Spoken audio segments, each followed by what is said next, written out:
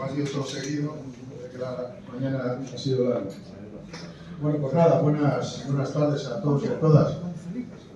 Este es un acto del Partido Comunista de España que nosotros hemos hemos ofrecido que esta charla que se pretende hacer, esta jornada, se hiciera en comisiones obreras, ¿no? Y sobre todo porque temas que se van a tratar vienen muy al calor con la lucha que el sindicato tiene en estos momentos, que es esa pelea contra la extrema derecha, ¿no? Por lo tanto, yo creo que encajaba perfectamente que el Partido Comunista hiciera ese acto aquí hoy, además, el día previo a esta gran movilización que pretendemos hacer mañana, ¿no?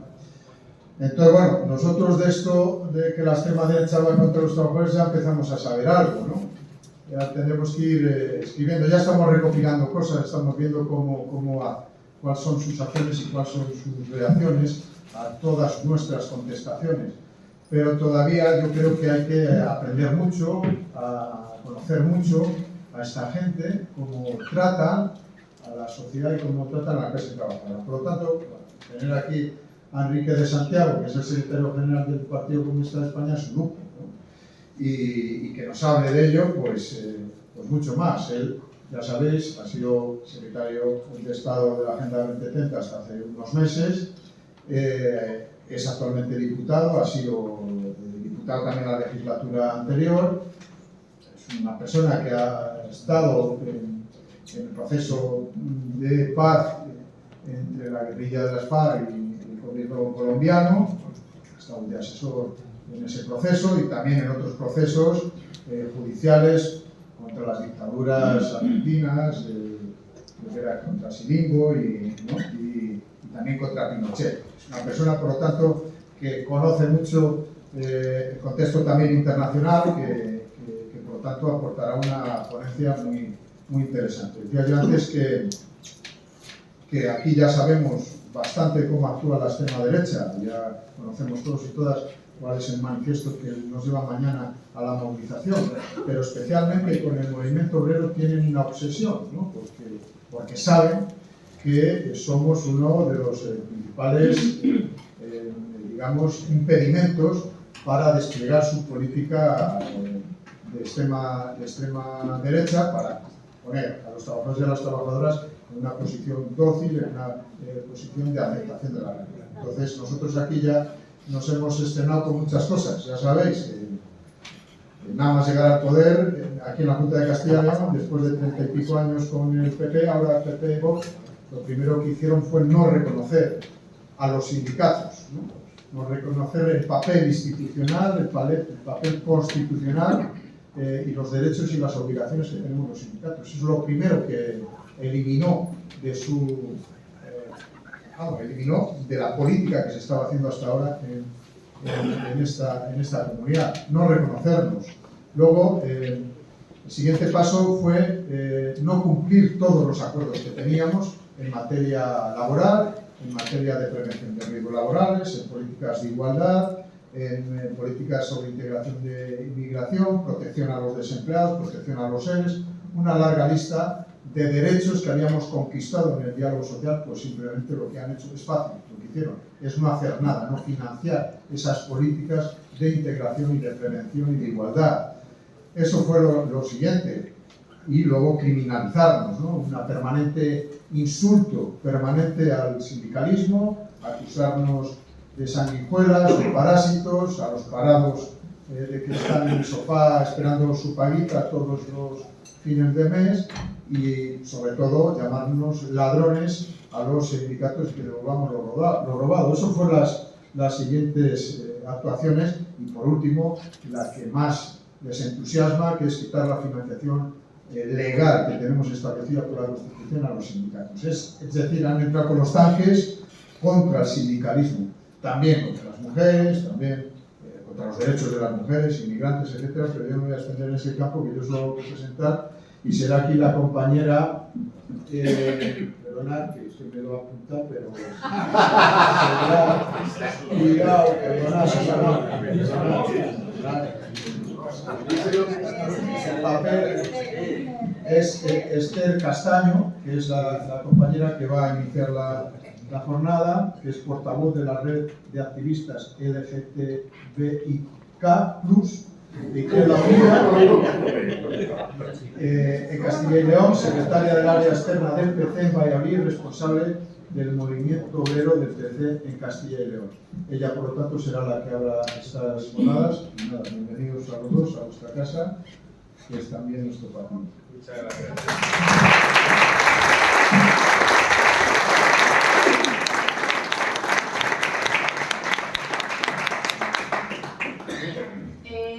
Buenas tardes a todas y a todos. Lo primero, desde el Partido Comunista de Valladolid, queremos daros las gracias a Comisiones Obreras por habernos cedido hoy este lugar y poder realizar el acto aquí. También quiero daros las gracias a todas y a todos por estar aquí acompañándonos en este día. Bueno, hoy estamos aquí básicamente porque ha venido Enrique Santiago, que es nuestro secretario general, y nos va a hablar sobre la extrema derecha contra la clase trabajadora, que es el título de la charla. Pero antes, bueno, pues me gustaría a mí brevemente contaros un poco la situación en Castilla y León. Como bien sabéis, las personas que vivís en Castilla y León, pues en estas últimas elecciones autonómicas se conformó el gobierno de PP y Vox para gobernar, y este gobierno le concedió a Vox las consejerías de Cultura, Turismo y Deporte, Agricultura, Ganadería y Desarrollo Rural, e Industria, Comercio y Empleo. Además de una vicepresidencia, que esta vicepresidencia no tiene ninguna cartera ni funciones, y básicamente estamos pagando a una persona por pasearse y por hacerse fotos para la prensa. ¿Qué es lo que hicieron estos señores y tres señoras, son 23 mujeres, que conforman este gobierno? No lo voy a decir en orden porque han pasado muchísimas cosas durante estos 2 años que es imposible ya saber por dónde empezó más o menos todo. Pero bueno, lo principal es que primero empezaron con la negación de la violencia de género.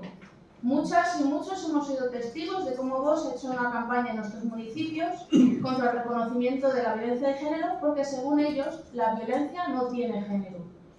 Hemos sido testigos de cómo se apartaban en las concentraciones institucionales y cómo han querido boicotear actos como el 25 de noviembre. También quisieron derogar la ley autonómica contra la violencia de género, que aunque finalmente no se ha derogado, actualmente se ha dejado de cumplir en todos los términos. Además, como Vox tiene la Consejería de Empleo, se han eliminado las bonificaciones a empresas para contratar a víctimas de violencia machista. Se ha suprimido la contratación de agentes de igualdad en los municipios de más de 20.000 habitantes. Y también han desaparecido 260.000 euros que se pactó dentro del diálogo social, los cuales estaban destinados para las mujeres rurales. Para ello, las mujeres, y cito textualmente las palabras del vicepresidente, somos dadoras y portadoras de vida. Y parece ser que para ellos ahí acaban todos los derechos de las mujeres. Quiero seguir hablando del diálogo social porque esto ya fue de cachondeo. Recordamos que el 23 de abril fue domingo, es el día de Villalar, el día de Castilla y León, y sabemos que los festivos, cuando caen el domingo, se trasladan al lunes. Vox dijo que no, que eso no iba a ser así. Que ellos querían celebrar el Día de Santiago, que es el día 25 de julio, y que querían ese día porque ellos decían que se les dijo que no, que el día 24 de abril, al ser festivo, pues se tiene que, o sea, el 23 de abril se tenía que mover al 24 porque además es el día de Castilla y León según el Estatuto de Autonomía. Y como también estaba el 2 de enero, dijeron que pues bueno, pues quitéis el 2 de enero y se deja el 24. Pero aquí dijeron que el 2 de enero tampoco se quitaba porque era el día de la toma de Granada, que es súper importante para Castilla y León, parece ser. Total, que al final ni se quitó el día del 2 de enero, ni se quitó el 25 de julio, nos quedamos con el 24 de abril en lo laboral.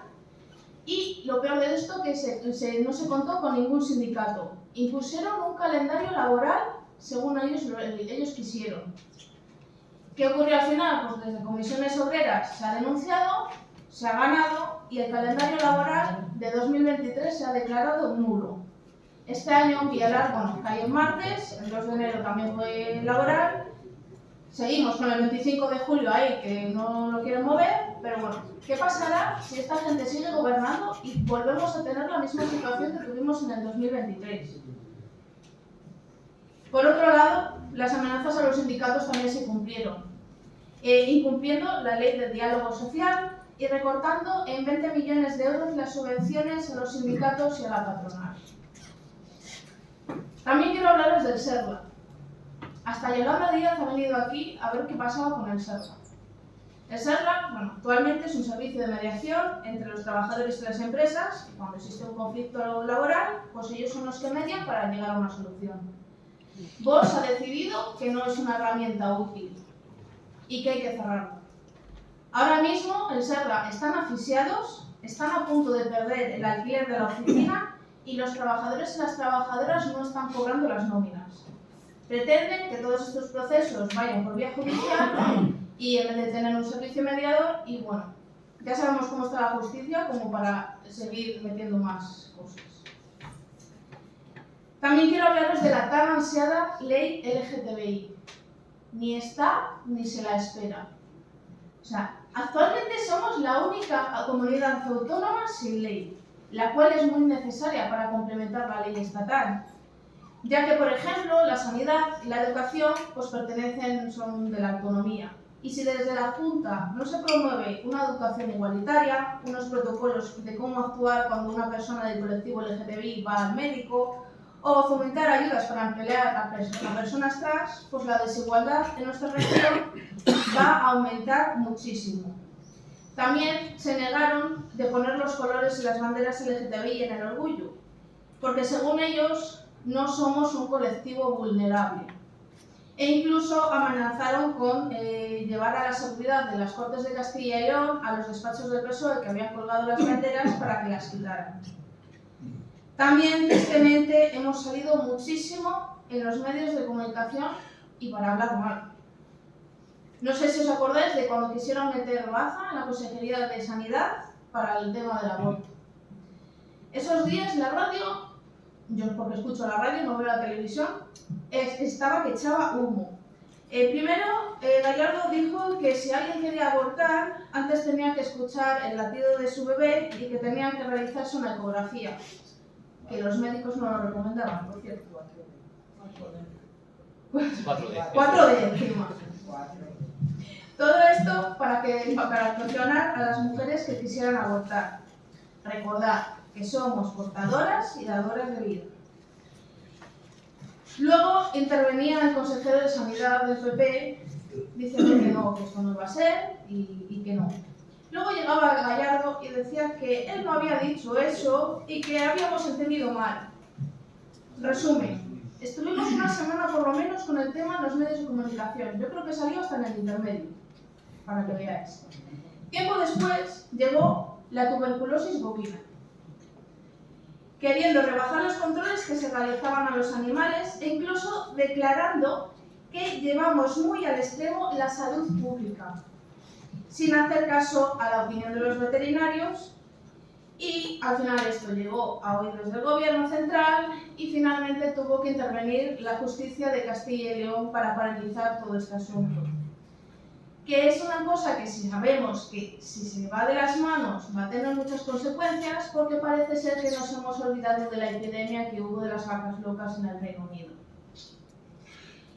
Tampoco nos tenemos que olvidar del vídeo de Gallardo criminalizando a los migrantes acogidos en Medina del Campo, que los definió como varones en edad militar que generan sensación de inseguridad. Otra cosa que no nos podemos olvidar y que hizo mucho daño a nuestra tierra fue el incendio de la Sierra de la Culebra. Esa consejería pertenece actualmente al PP y después de este incendio, pues la gran idea para combatir este problema no fue incrementar la formación y la mejora de los contratos de las brigadas antiincendios. A Vox se le ocurrió la genial idea de realizar un concierto solidario, donde grandes artistas iban a participar, por supuesto el artista favorito de Gallardo iba a estar ahí, Y bueno, ahí ya hubo sus críticas y dijeron que, para decir que no era tan malo, que dijeron que iban a recaudar dinero para la zona. Luego empezaron las ruedas de prensa y se empezó a decir que si la entrada iba a ser gratuita, entonces decíamos, ¿y de dónde vais a sacar el dinero? Que luego iba a costar 160.000 euros realizarlo y finalmente no teníamos ni idea de por qué se iba a hacer el concierto. Los artistas al final se retiraron y se canceló el concierto. Eso sí, ahí tenemos una foto de nuestro vicepresidente en la Sierra de la Culebra para salir bien en prensa. A eso fue, a nada más. También lo que está sucediendo últimamente. Desde los fondos europeos hay una asignación a las subvenciones para la instalación de energías renovables en los hogares y en las comunidades de propietarios. El consejero de Industria, que es de Vox, ha decidido que eso es muy complejo y que no se va a tramitar. O sea, ese dinero que al final esos fondos europeos no se van a recibir porque la Junta dice que es muy complicado realizar ese papeleo y va a perjudicar a muchísimos beneficiarios. Por otro lado, y en lo que estamos últimamente haciendo mucha campaña, es en la Consejería de Educación que no ha cumplido con el presupuesto destinado a los centros educativos. El gran presupuesto del que tanto alardeaban. Ahora mismo, algunos centros están en números rojos, sin poder pagar ni siquiera la calefacción, falta de suministro y, por supuesto, las AMPAs están poniendo el grito en el cielo. Todo esto que os he contado, y no lo es todo, porque no he hecho mención de las no ayudas a los desempleados sin prestaciones, a los homenajes al franquismo y muchas otras cosas, resume a grandes rasgos estos 2 años de gobierno de PP y Vox en la Junta de Castilla y León. Y sinceramente esto es muy preocupante, porque si la extrema derecha consigue crecer y llega al gobierno central, ya veis de lo que son capaces de hacer en una autonomía. ¿Os imagináis en un Estado? Actúan sin pensar en las consecuencias siempre que sean a beneficio de los suyos. Y por eso mañana tenemos que salir a las calles. Y después de contaros toda esta situación de Castilla y León, ya doy paso a nuestro secretario general del Partido Comunista, Enrique Saciano.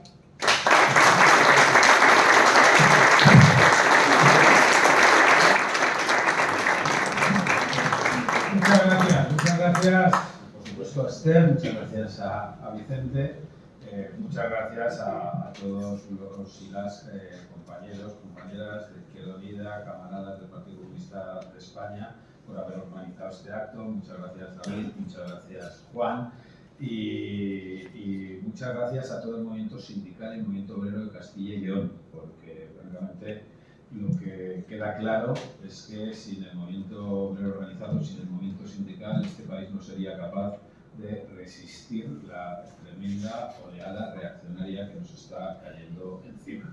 Y esto es un clarísimo ejemplo. Para mí, la verdad, es una satisfacción que Comisiones Obreras haya impulsado esta movilización ciudadana que vamos a discutir mañana, esta grandísima movilización ciudadana, que haya llamado al despertar de las conciencias en esta comunidad autónoma, que lo haya hecho utilizando la poderosa herramienta de la unidad sindical con la Unión General de Trabajadores y Trabajadoras, que es algo realmente fundamental, y es un auténtico honor que nos hayáis dejado este local para que este acto, esta humilde aportación del Partido Comunista de España a esta movilización, podamos hacerla en la Casa de los Trabajadores y las Trabajadoras. Muchísimas gracias. Y dicho esto, yo quiero mandar un mensaje de preocupación, pero desde luego eximidos de cierta responsabilidad. Lo que está ocurriendo en Castilla y León es a escala territorial local lo que viene ocurriendo en todo el mundo desde hace unas décadas, ¿no? Es sorprendente, realmente, cuando la humanidad fue capaz de derrotar al nazismo en la Segunda Guerra Mundial, pues estábamos convencidos de que no íbamos a volver a encontrar una ola reaccionaria de este calado como la que está invadiéndolo todo. Y no olvidamos que precisamente fue una tremenda crisis económica que soportó especialmente Alemania después de la Primera Guerra Mundial, lo que dio lugar a la llegada de un régimen tan nefasto y criminal como el nazismo al poder. Y francamente la ola reaccionaria que estamos viviendo también tiene un origen en una tremenda crisis o en una sucesión de crisis. Si lo pensamos fríamente, con el principio de siglo los trabajadores y trabajadoras han entrado en una tremenda situación de inseguridad humana y inseguridad ante el futuro. Es una constante concatenación de crisis por categorías. Es una crisis tremenda social, una crisis económica, una crisis política, pero luego cronológicamente es una crisis detrás de otra. Empezamos con la crisis de la guerra contra el terrorismo, después ha venido la crisis hipotecaria y la crisis financiera, ha venido la crisis migratoria motivada por los conflictos en el sur del Mediterráneo que han afectado a las sociedades europeas, ha venido la crisis de salud de la pandemia, del COVID, después la crisis energética, y en este contexto es donde han estado llegando los gobiernos reaccionarios a toda Europa. Hoy parece mentira, pero el gobierno de coalición de izquierdas en España es una de las poquísimas excepciones en Europa y, en lo concreto, el único gobierno en Europa donde hay comunistas junto a otras fuerzas de izquierda, y apenas quedan el gobierno de Eslovenia, como gobierno de izquierdas, una alianza en Dinamarca, y ya veremos qué ocurre en Portugal con unas alarmantes perspectivas de crecimiento de la extrema derecha y no buenas perspectivas para las fuerzas de izquierdas en las últimas encuestas, ¿no?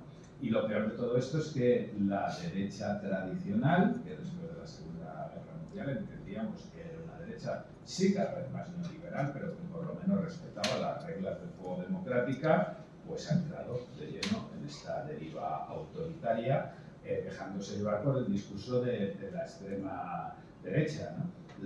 Esta extrema derecha, empezando por Vox, desprecia claramente la democracia y desprecia algo tan básico como la Declaración Universal de los Derechos Humanos y todos los derechos que contiene, ¿no? ¿Sabéis cuál es el discurso de la extrema derecha en toda Europa? Copiado milimétricamente por Vox: insultar a los sindicatos, renegar de los derechos de las mujeres o de las personas LGTBI, insultar y negar todo derecho a los extranjeros, o incluso negar derechos a cualquiera que tenga posiciones diferentes a las suyas. La anterior legislatura hemos soportado 4 propuestas de ilegalización de partidos políticos por parte de la ultraderecha, y no siempre el Partido Popular ha votado en contra. No siempre ha votado en contra. El argumento era en principio que había que legalizar a los partidos independentistas, pero luego ya han acabado proponiendo legalizar a todos los partidos que no respeten lo que ellos consideran el marco constitucional, lo cual no deja de ser sorprendente que un partido como Vox, Vox es el franquismo, que estaba enquistado en el Partido Popular de toda la vida, que nunca fue depurado ni limpiado en este país, y pronto ante esta ola reaccionaria ve su oportunidad de salir del Partido Popular y tener su propia identidad. Ya no les da vergüenza reivindicar las ideas del autoritarismo y de la extrema derecha, pero el Partido Popular, en fin, menos lecciones. El Partido Popular está fundado por 8 ministros del franquismo, uno de los cuales firmó la condena a muerte de Julián Grimau por el mero hecho de ser un militante del Partido Comunista de España, y todavía, con la llegada de la democracia, la mitad de la bancada de la entonces Alianza Popular no votó a favor de la Constitución española. No deja de llamar la atención que pretendan darnos lecciones, ¿no? Nosotros, en este sentido, hemos cuestionado el alcance de la Constitución, sobre todo la negación a desarrollar los contenidos de la Constitución, pero desde luego la Constitución y la democracia en este país, si existe, es por la gente de izquierdas, por el movimiento obrero, por el movimiento de trabajadores y trabajadoras, los movimientos ciudadanos, la resistencia política antifranquista que supo vencer el búnker franquista, que no quería que llegara la democracia.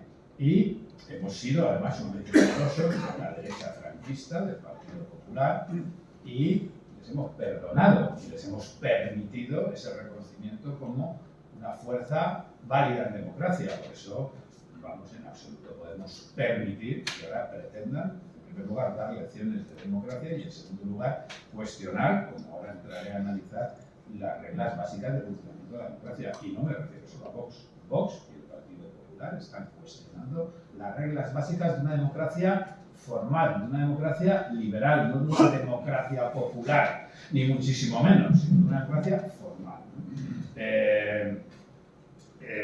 Esto no deja de ser preocupante porque obviamente el caldo de cultivo, como decía, ha sido el descontento surgido por las políticas liberales que se han ido implementando en los años 80 del pasado siglo, ¿no?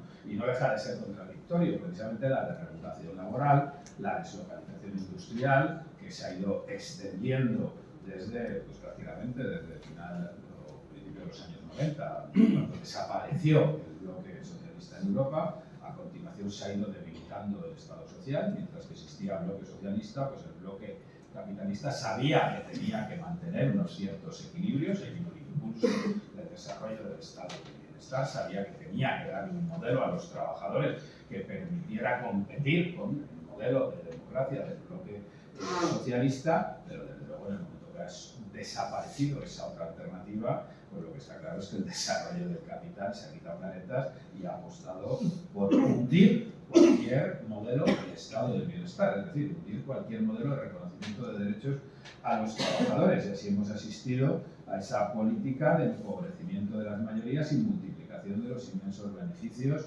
de los grandes grupos económicos que vinieron a partir del Tratado de Maastricht. Y es lógico que la clase trabajadora se haya sentido abandonada en Occidente después de haber visto, bueno, pues unas expectativas, esto que dice la gente no ya tan joven, ¿no? Que son una generación que va a vivir probablemente peor de las expectativas de vida que tenían sus padres, que sí dábamos por hecho hasta no hace mucho que la derrota del fascismo y del nazismo de la Segunda Guerra Mundial y el avance del movimiento obrero organizado permitía pensar que íbamos a vivir eso en un estado de bienestar, donde se reconocieron los derechos, pero eso ya no es así. Lo peor de esta situación, ¿cuál es? Que precisamente a la vez que avanzan las políticas neoliberales defendidas por todos estos grupos autoritarios, esta oleada ahora reaccionaria lo que hace precisamente es intentar atraer a los trabajadores y lo consigue, tiene voto entre clases trabajadoras, manteniendo un discurso supuestamente protector hacia los trabajadores, cuando en la práctica lo que hace es defender los intereses de los grandes grupos económicos. Es decir, llega a hacer creer a muchos colectivos de trabajadores que sus intereses son coincidentes con los de las oligarquías económicas. Y eso lo estamos viendo ahora en las movilizaciones del campo. Es algo realmente sorprendente. El problema en el campo en nuestro país fundamentalmente es la concentración de la tierra cada vez más en grupos, en fondos de inversión internacionales.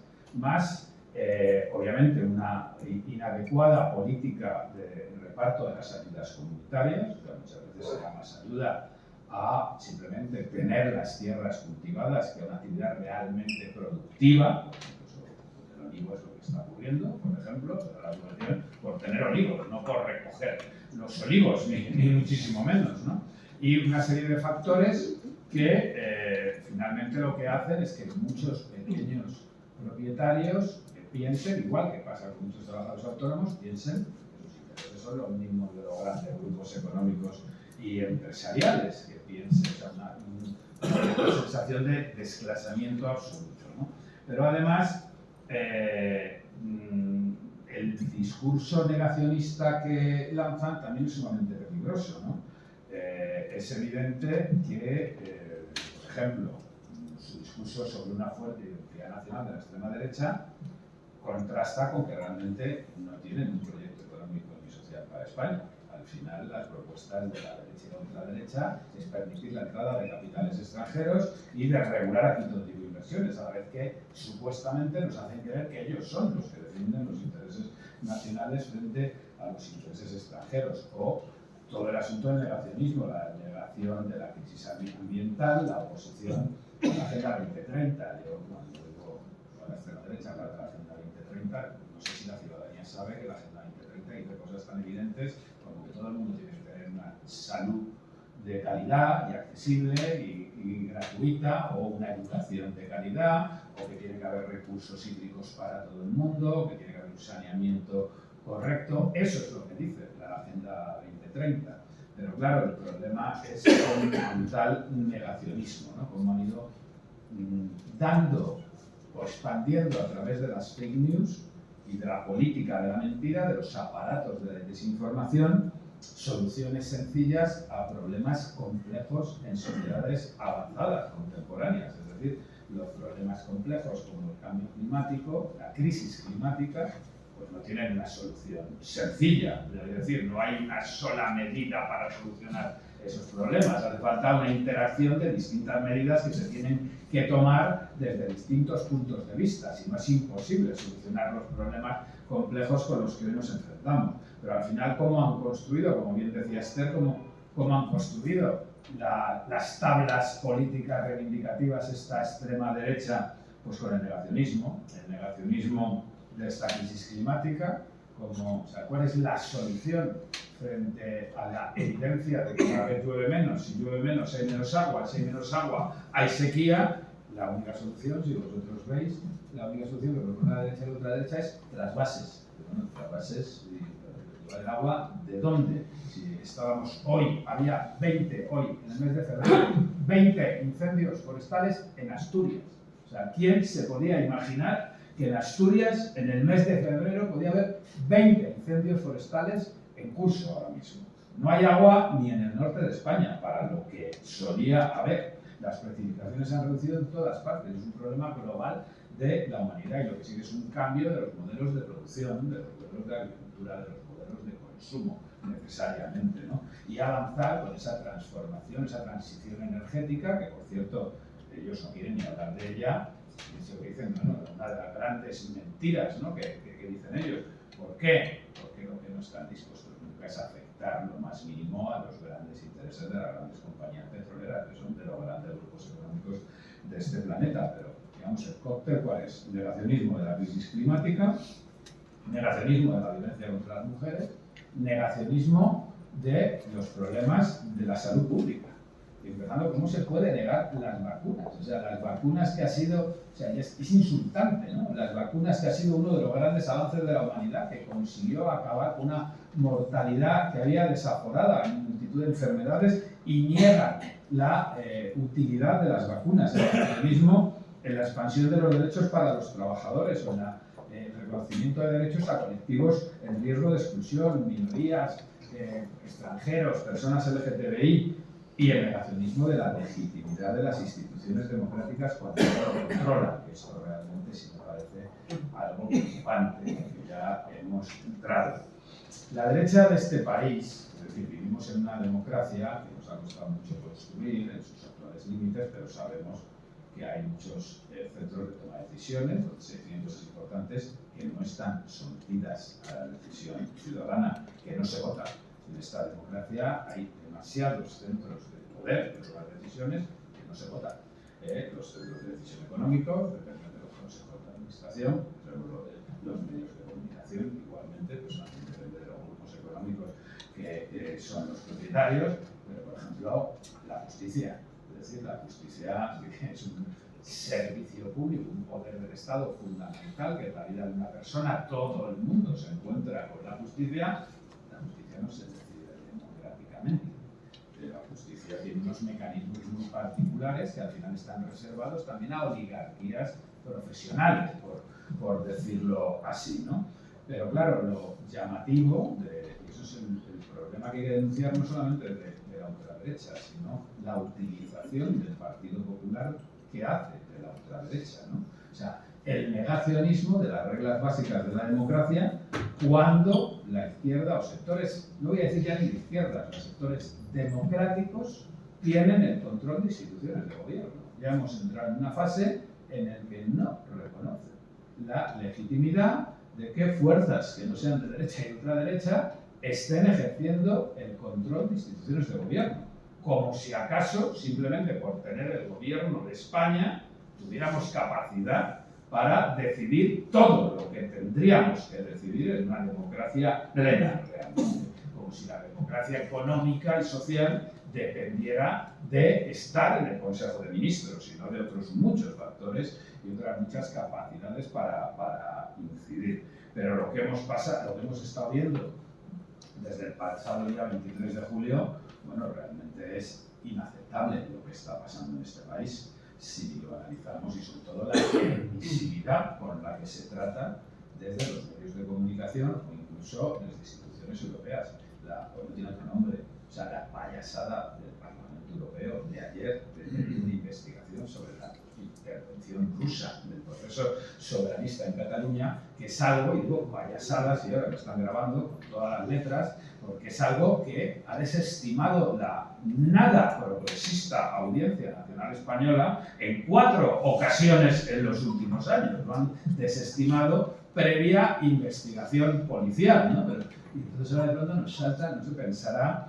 O sea, el Partido Popular Europeo debería llamar la atención al Partido Popular, o sea, de la deriva a la que están llevando a cualquier ámbito, a cualquier institución democrática. Lo que ocurrió ayer en el Congreso de los Diputados con la visita de la Comisión de Venecia, un organismo no elegido democráticamente también para explicar las cosas, ¿no? La Comisión de Venecia no es más que un grupo de expertos seleccionados por los órganos de la Unión Europea, a los que nadie vota, ¿no? Encargados de no de velar por nada, sino de hacer informes sobre la calidad democrática de determinadas instituciones. Que el Partido Popular pida, o sea, estos señores, los herederos del franquismo, que pidan una visita a la Comisión de Venecia para vigilar la deriva democrática del gobierno español, es como insultante. Pero ayer los miembros de la Comisión de Venecia no salían de su asombro, ¿no? Encontrándose cuando les explicamos sobre el grave problema, ¿no?, de inconstitucionalidad y de injerencia en el poder judicial de una posible ley de amnistía si se llega a aprobar. Y mire, 2 consideraciones, señores. El Partido Popular ha amnistiado a 30.000 personas por amnistiado, no indultado, por infracciones administrativas o delitos fiscales, a los que tenían que haber pagado impuestos. Eso, ha amnistiado a 30.000. El Partido Popular ha concedido indultos, que es otra forma de dejar sin efecto sentencias, que es distinto, pero es lo mismo, el efecto es el mismo. Ha concedido indultos cada vez que ha querido. Y en un solo Consejo de Ministros, en uno, Aznar dio 1.400 indultos. Es decir, 3 o 4 veces más que todas las personas a las que les puede llegar a alcanzar el indulto de la ley de amnistía para los catalanes, si es que se llega a aprobar. Es decir, ¿qué pasa? Que cuando el Partido Popular indulta a 30.000 infractores fiscales, amnistía, o indulta a miles de infractores de todo tipo, ahí no está interfiriendo en las sentencias del Poder Judicial, no está afectando la igualdad de todos los españoles y españolas, la igualdad de todos los españoles y españolas, y por lo tanto la constitucionalidad solo existe cuando afecta a 400 catalanes la ley. ¿Cómo es esto? Claro, la Comisión de Venecia no sabía ni dónde meterse. Ayer, pero bueno, o sea, ¿cómo hemos podido caer en este absoluto bochorno? Eso es lo que está haciendo el Partido Popular. La gravedad, por ejemplo, del secuestro del Poder Judicial. El secuestro del Poder Judicial no es ya los 5 años. 5 años, o sea, ya el Consejo del Poder Judicial lleva más años en funciones que los años para los que fue elegido. Ya lleva más tiempo. Pero el problema no es ese. El problema es que este Consejo secuestrado y legítimo ha tenido la desfachatez, y le hemos presentado una querella, por cierto, una querella hace 2 meses, y todavía el Tribunal Supremo, ese órgano competente, ni la ha levantado para emitir una sola resolución diciendo se tiene, no ya por admitida, por presentada, les quema, no saben qué hacer con esa querella, porque es evidente la prevaricación que han hecho. Es una querella que dicen los señores del Consejo de Poder Judicial, señores y señoras, ¿no? Dicen que es ilegítimo que las fuerzas políticas lleguen a los acuerdos que consideren en el Parlamento español para sacar adelante un gobierno, que no es legítimo. Pero ¿cómo que no es legítimo? O sea, que no todo vale, dicen ellos literalmente, para evitar que gobierne el partido más votado. Pero ¿dónde dice eso? ¿Qué ley dice eso y en qué lugar? Cuando precisamente todos los gobiernos, o muchos de los gobiernos del Partido Popular y Vox, lo que quieren es evitar que gobierne el partido más votado, como Pero la otra parte de decanos, jueces decanos, presidentes de tribunales superiores de justicia, sacando declaraciones públicas, convocando manifestaciones contra una ley que ni siquiera está aprobada, contra la ley de amnistía. Eso ha estado pasando en estos meses, por escrito, sin que nadie haga nada, cuando eso es una clarísima infracción de la obligación de no intervenir en política de los jueces de este país. ¿Y quién tiene que sancionarlos? ¡Hombre! El Consejo del Poder Judicial, que lleva 5 años sin ser renovado, que por supuesto no sé qué se ha ocurrido, entre las muchas ocupaciones que tienen, teniendo en cuenta que lo que sí hemos podido hacer es reducirles sus competencias, están tan ocupados que no han podido examinar las responsabilidades disciplinarias de estos jueces. Pero no solamente eso. ¿Quién no se ha pronunciado sobre la ilegitimidad del gobierno? Se han pronunciado las asociaciones de fiscales, las asociaciones de policía, las asociaciones de diplomáticos, todo el mundo, aquí todos los funcionarios del Estado a los que nadie elige, ¿no? Aquí dando lecciones de si es legítimo o no es legítimo hacer un determinado gobierno. Pero esto no es lo peor. Yo tengo aquí el listado, no sé cómo me da tiempo por no ocurrirles, pero yo tengo aquí el listado de cómo ha votado el Partido Popular y Vox cada vez que ha habido que aprobar una norma favorable a los intereses mayoritarios, a los intereses de los trabajadores. O sea, no ya, por supuesto, la reforma laboral, que por supuesto votaron en contra, no ya la subida del salario mínimo, que decían, que la subida del salario mínimo iban a acabar con las empresas y con la economía. Nuestro país crece gracias precisamente a la subida salarial, crece la economía, pero no solamente eso, ¿no? El plan económico a consecuencia de la guerra de Ucrania, las medidas para abaratar la energía, votaron en contra. El Partido Popular no quería que se abaratara la energía para los ciudadanos, no se sabe por qué extraña razón. Los decretos de la pandemia, bueno, ahí votaron en contra en todos. Por ejemplo, las medidas en el ámbito laboral durante la pandemia, la prohibición de despedir a los trabajadores en situación de enfermedad, votaron en contra. Votaron en contra, la derecha. O sea, querían que se pudiera despedir a trabajadores cuando estaban de baja laboral en medio de una pandemia.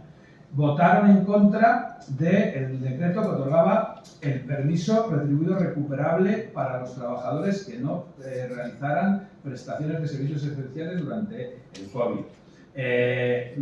Votaron en contra, ahora tantas movilizaciones agrarias que apoyan, votaron en contra del Real Decreto del 2020 de medidas urgentes en materia de empleo agrario, también votaron en contra. Las medidas de apoyo al sector cultural o de carácter tributario frente al COVID. Vox votó, por supuesto, en contra, el Partido Popular se abstuvo en esto, pero vamos, votar a favor, nada. Y así permanentemente, medidas, incluso, bueno, lo que ha dicho Esther es para tenerlo seriamente en cuenta. Yo eso no lo voy a extender porque vosotros lo sabéis mejor que nadie, ¿no? O sea, ¿por qué esa fobia contra los sindicatos? Lo que ha hecho el Partido Popular y Vox desde que hay ese gobierno conjunto en esta comunidad autónoma, si por algo destaca, precisamente, es por ese combate a la existencia y a la importancia de los sindicatos. Porque no son tontos y saben que lo único que se interpone en su proyecto de conseguir sumar en esa situación, esa generación de inseguridad para los trabajadores y trabajadoras de este país, lo único que se interpone en su proyecto de generar esa inseguridad que al final permita que los trabajadores compren su discurso facilón, simple, para supuestamente tener un futuro mejor, pues son los sindicatos de clase, porque son los que organizan a los trabajadores en los centros de trabajo y son los que con su acción pues permiten, a través de la negociación colectiva, de las reivindicaciones laborales, mejorar la vida de los trabajadores de forma visible y de forma cotidiana. Es decir, los sindicatos de clase son el mayor antídoto para el avance de la derecha y de la ultraderecha, porque son la constatación de que su discurso es una mentira y que realmente para garantizar esa seguridad humana, un mejor reparto de las riquezas del país, mejorar el disfrute de derechos, ampliar los derechos, pues es fundamental que haya en una democracia, haya herramientas, en una democracia donde no se eligen todos los resortes del poder político, pues tiene que haber herramientas capaces de cambiar o alterar favorablemente las correlaciones de fuerzas electorales a favor de las ideas del progreso. Y los sindicatos son una parte fundamental precisamente para permitir cambiar esas correlaciones de fuerzas electorales y hacer avanzar las propuestas de progreso. Yo os afirmo con toda contundencia que el primer gobierno de coalición después de la Segunda República, el que hubo la legislatura anterior, que tuvo la inmensa suerte de encontrarse con una pandemia a los 45 días de ser elegido, ¿no? Y tener que dictar ese decreto de alarma, ¿no? En esa situación dificilísima, si no hubiera sido por los sindicatos de clase, por el trabajo de los sindicatos de clase, habría sido absolutamente imposible sacar adelante lo que sacamos. Empezando por medidas muy inmediatas que hacían falta. Cuando llegó la pandemia, en España, pues ya os acordáis, no había los equipos de protección individual. Y fue precisamente los comités de empresas, de pequeñas y medianas empresas textiles, las que hicieron variar la producción para ponerse a fabricar mascarillas o batas. Yo recuerdo la primera empresa de España que fabricó gel hidroalcohólico fue una empresa de ron Areucas en Canarias, fue porque el comité de empresa inmediatamente empezó a impulsar con la dirección de la empresa esa transformación, que es una cuestión de días. O cómo acabó, por ejemplo, la SEAT de Barcelona, fabricando respiradores, gracias al impulso también del comité de empresa de la SEAT. Y durante todos esos meses difíciles fue precisamente la colaboración con los sindicatos lo que permitió sacar adelante un proyecto que parecía imposible. Algo que hay que recordar a la derecha de este país y sobre todo a los empresarios es que el mayor esfuerzo en la historia de España por mantener el tejido productivo lo ha hecho un gobierno de izquierdas con el apoyo de los sindicatos. El gobierno de coalición estuvo 3 meses pagando íntegramente las nóminas de las empresas privadas durante el cierre, íntegramente, pagándoselas directamente a los trabajadores y trabajadoras. ¿Cómo se puede luego defender bajar impuestos? ¿Cómo se puede bajar impuestos? O sea, ¿de dónde va a salir el dinero para en una situación así poder pagar las nóminas de todas las empresas de este país o pagar a los trabajadores y trabajadoras autónomas como se hizo? Es un esfuerzo que no se había hecho nunca. Esas medidas concretas que son las que dan seguridad humana a los trabajadores son las que hay que difundir. Nuestra única forma o la forma más eficaz de combatir el avance de la derecha y de la ultraderecha es poner en marcha no solo políticas, sino también un discurso y unas prácticas cotidianas que permitan constatar a los trabajadores y trabajadoras de este país, a los sectores más preocupados, con más riesgo de exclusión, que la seguridad en su futuro, que la seguridad humana vendrá de la mano de las políticas de redistribución, de las políticas de las fuerzas de izquierda y del trabajo de los sindicatos, y no en absoluto de fuerzas de la derecha o de la ultraderecha, que en el fondo y en la superficie lo único que buscan es preservar los privilegios de las minorías que siempre han gobernado en este país. Y por eso yo pues simplemente quiero indicar eso, ¿no? La importancia de esa tarea cotidiana de los sindicatos, la importancia que tiene que, según además los estudios de la Confederación Europea de Sindicatos en nuestro país, esté creciendo la afiliación a los sindicatos en los últimos años. Eso es una garantía de tener el avance de la derecha y de la ultraderecha, de tener el fascismo. El trabajo de coordinación que están haciendo los sindicatos europeos para parar al fascismo en los centros de trabajo, para parar a la ultraderecha, ya con programas y con coordinación específica. Y eso es la mayor garantía del mantenimiento de la democracia y de la preservación de la democracia. Y nosotros, pues modestamente, el Partido Comunista de España, vamos a estar siempre ahí, impulsando todo ese tipo de medidas, impulsando este proyecto político amplio que nosotros defendemos desde Izquierda Unida, desde todas las políticas que componen Sumar, para que España continúe siendo una excepción en ese panorama de ola reaccionaria en toda Europa, y que deje de serlo porque consigamos frenar en un futuro próximo, quizás no tan próximo como nos gustaría, pero consigamos frenar la ola reaccionaria en todo el mundo. Y para eso hay que hacer políticas valientes, igual que hemos estado haciendo durante estos años. No creo que os tenga que decir lo que nos ha costado sacar adelante la subida del salario mínimo, la reforma laboral, las medidas de intervención en el mercado, que han permitido pues, el control más o menos de la energía eléctrica, o el abaratamiento gratuito del transporte público, que han permitido que España haya sido durante muchísimos meses el país de la Unión Europea con la inflación más baja. Todas esas medidas las hemos sacado adelante, siempre con la por supuesto, con la oposición de la derecha y de la ultraderecha, pero con una confusión estratégica tremenda por parte de los socios de gobierno del Partido Socialista, que nunca veían el momento de aplicar y sacar adelante esas políticas. Nunca veían el momento. Y siempre nos ha costado, y eso ha sido público y notorio, nos ha costado un enfrentamiento, por lo cual hay que alegrarse de que cuando llegan las campañas electorales, también nuestros socios de gobierno saquen pecho por la subida del salario mínimo, por las reformas laborales y por todas las medidas. Pero si no es por el esfuerzo hecho por la izquierda política de este país, con el apoyo en esos momentos dificilísimos de los sindicatos de clase, no habríamos conseguido todo lo que hemos conseguido. Y gracias, probablemente, a que nuestro país, durante los momentos más duros de la pandemia y de la crisis energética en Ucrania, gracias a que hemos mantenido políticas de expansión del gasto público, políticas de atención social, de redistribución de la riqueza, gracias a eso, pues probablemente no se cumplieron los pronósticos de que el 23 de julio aquí en España un gobierno de la derecha